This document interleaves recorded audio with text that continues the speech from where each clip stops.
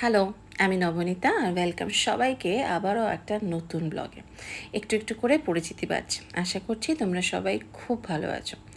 জানো তো, ঈর্ষা আর ফ্রাস্ট্রেশন দুটো একে অপরের পরিপূরক।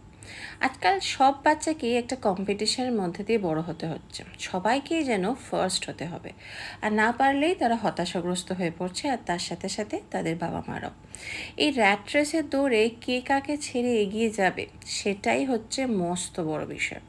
কিন্তু জীবন তো এমন হওয়া উচিত যা তুমি হতে চাও, যাতে তোমার সবচেয়ে বেশি আনন্দ, যা করতে তোমাকে কেউ জোর করবে না। তোমার প্যাশন হবে তোমার প্রফেশন, তবেই তো পরিশ্রম করা সার্থক। আচ্ছা বলো তো, তুমি কি হতে চেয়েছিলে আর কি হয়েছো? উত্তরটা কি জানা আছে? যদি উত্তর না পাও, আজকে থেকে আবার নতুন করে স্টার্ট করেই দেখো না। Better late than never.